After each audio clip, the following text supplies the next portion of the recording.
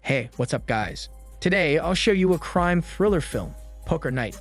Spoilers ahead, watch out and take care. A rookie detective, Stan, has just finished playing poker with his senior officers. Stan gets in his car, but before he can drive away, he receives a call from dispatch about a nearby incident. He responds and quickly drives to the venue. He arrives and runs into a girl who looks as if she has just been beaten up. The girl runs away, and Stan chases her into a nearby forest. He finally catches up to her and recognizes her as Amy, his secret underage lover. She tells Stan to run, but he gets tased by a mysterious figure. Amy also gets shocked by the collar around her neck. Some while later, Stan wakes up blindfolded in a small room. The door opens, and the mysterious figure brings in a TV. He opens it and forces Stan to watch a news broadcast about his disappearance. The broadcast also introduced him as a local hero who single-handedly took down a notorious criminal known as the Teacher. The stranger reveals his snake mask and injects Stan with a tranquilizer. While unconscious, Stan flashes back to their poker game a few nights ago. One of Stan's seniors tells a story about how he used to tail a person suspected of double murder, but the case was closed due to insufficient evidence. The senior later finds the suspect's car outside the bar. He buys the unknowing suspect a drink and tells him that he is a cop and that he is celebrating how he finally found the bodies of his two friends who were murdered. The suspect gets unsettled and thinks that he might have been caught. So he drives to the burial place later that evening, not knowing that the senior follows him. The senior takes pictures of him and reports them to his boss. They find the two bodies in the morning and arrest the suspect. The story ends, and the guys move to the poker table to play. Floyd, another senior officer, tries to pick a fight with Stan, but Mike arrives and calms them down. They move to the table, and a veteran cop explains the rules. If any one of the senior cops wins a hand, they tell a story from their years working as a cop. This is how the rookie can learn from the experience of others without having to risk his own life. Stan asks what he gets if he wins, but they dismiss him, as no rookie has won against them yet in 10 years. Back to the present, Stan wakes up from his dream, and Snake talks to him. Snake tells him about his old life and how he used to have a wife and a normal job, but got sick of trying and failing to make ends meet. He decided to change his life and set two goals: to have sex with little girls and kill anyone who stops him from doing so. Snake then kills his own family and burns down his own house. The story is interrupted by an alarm, and Snake tranquilizes Stan before leaving. Stan hears Amy screaming, but can't help her as he falls asleep. Flashback to before poker night, Amy is missing, and Mike interrogates Stan. He asks Stan if he is in a relationship with the underage Amy, but Stan denies it. Stan then remembers how Amy used to call him at work and ask him to meet her at night. Stan finally snaps out of it, and Mike tells him to be careful so that the department's reputation will not be damaged. Back to the present, Stan finally wakes up and hears Amy screaming from the other room. They talk, and Stan finds out that Snake knew that he and Amy were dating in secret. Amy tells Stan that Snake comes into her room sometimes and drugs her before raping her. She tells Stan that she can hear Snake's car when he leaves the house, so they should leave while he is gone. Flashback to poker night, Byron, Stan's senior, tells Stan to imagine himself in the story that he is about to tell. He then tells a story about an old murder case. The killer's DNA was found at the crime scene, but they couldn't find a match for it, so they couldn't identify the killer. 8 years had passed without a match until a random handyman found a bunch of panties blocking a vent in one house in the neighborhood. They traced the old owner of the house and found the suspect working at a video store. However, the guy was alert and knew that Byron was a cop. He runs out, and Byron chases him to an alley. The killer enters a car and runs Byron over, injuring his leg. The suspect tries to run, but Byron crawls to his gun and shoots the suspect in the head. The story ends, and Byron tells Stan never to give up. Back to the present, remembering Byron's words, Stan breaks loose from the chair, but accidentally pierces his arm with wood from the chair. He also finds a tattoo of Amy that Snake put on his arm. He escapes the room and finds a hidden passage to Amy's room. He tells her that he will find tools to get her chains off and call the police. He removes the wood chip from his arm and leaves. Amy picks up the sharp piece of wood to use for protection. He climbs upstairs and starts looking for the phone, but hears Snake's car in the driveway. He hides and grabs a phone. Snake enters the house but doesn't see Stan. As Snake walks away, Stan enters a dark room. He sees a surveillance system and photos of himself and Amy secretly dating. He grabs a box cutter and leaves. Stan finds a mysterious figure in the living room and cuts its head off.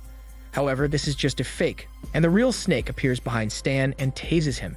Snake drags him to the basement and beats him up. Stan dreams of poker night once more. This time, a veteran cop tells a story about the double murder of a couple whose son was the sole suspect. They release the son after interrogating him, but the veteran still suspects him.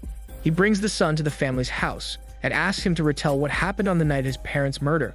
The veteran cop gets the son to admit that his parents weren't the good people that they appeared to be. He tells the veteran cop that his parents beat him up and sexually abused him. Shortly after, the son finally confesses that he got fed up and killed his own parents. Back in the present, Stan wakes up, glued to the wall after getting caught. Snake tells Stan that after killing his family, he got a mentor to teach him how to be a better criminal. His mentor taught him how to abduct kids and do other crimes. Eventually, Snake learned enough and wanted to be on his own again. The story ends, and Snake tells Stan to figure out why he was the one chosen to be a victim. He tranquilizes Stan before leaving. Snake then enters Amy's room and tells her that he doesn't need her anymore. He tells her to call her family to have them pick her up, and tosses her the keys and the phone. Amy calls her father, who is revealed to be the senior cop, Floyd. She asks her dad to pick her up, but Snake grabs the phone and tells Floyd to bring $10,000 to an abandoned house in exchange for Amy. He tells Floyd to come alone, or else his daughter dies. Right then, Stan flashes back to poker night once more. Floyd tells the group how he was investigating a serial murder case where victims had their pinkies cut off. The lead suspect was a fashion photographer that allegedly lured his victims with the promise of stardom.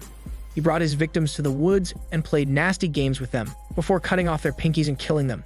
To gather more evidence, Floyd goes undercover as a model. The photographer brings him to the woods and ties him to a tree. He undresses Floyd and pulls out a knife.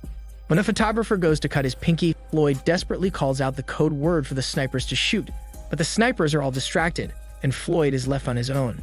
To save himself, Floyd asks the killer for a last-time massage, so the killer obliges, but gets headbutted and falls to the ground. Backup finally arrives, and Floyd and his team arrest the killer. Fast forward to the present, Floyd shows up at Snake's house after the ransom call. Floyd points his gun at a passerby, thinking that he is Amy's kidnapper. The man frantically tells Floyd that he got the wrong person, and Floyd releases him. While walking back to his car, Floyd gets tased by the passerby, who pretended to be innocent. The man drags Floyd's body into the car and drives off. Later that day, Stan wakes up and pulls his leg from the wall and kicks the pipes beside him. This causes the pipe above to break and fall on him, knocking him out again. He is later awakened by Amy calling to him. He grabs a chair and breaks the wall behind him, leading him directly to Amy's room. He hugs Amy, but they hear Snake return, so he tells Amy to hide. Snake arrives with Floyd in tow, revealing that he is indeed the man from earlier. He checks the CCTV feed and notices Stan missing from his room. He goes down to the basement with a gun. Snake opens the door of Stan's room and gets hit by Stan, who is hiding behind the door. Stan grabs Snake's gun and shoots him, but Amy tells him to stop. Stan suddenly hears clapping, and another man wearing Snake's mask enters the room. Confused, Stan removes the mask from the person that he just shot and sees it's Floyd. He realizes that he got tricked, as the real Snake was hiding outside the whole time. He tries to attack Snake, but to no success. Beside them, Amy cries at her father's death. Snake mockingly comforts her, but Amy grabs the wooden shard from earlier and stabs him in the neck.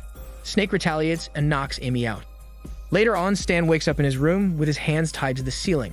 While incapacitated, he remembers the case that made him a local hero. In a flashback, he was inspecting a cargo yard and climbed up to get a better view of the place. After climbing up to get a better view, he found an electric cord and followed it to a container. He entered the container, but recoiled at the foul smell inside. He looked around only to see dead bodies hanging inside the container. He then found a laptop with pictures of the bodies. Suddenly, the container door opened and someone entered. In a panic, he shot the guy, but soon found out that the person was the notorious criminal, known as the Teacher.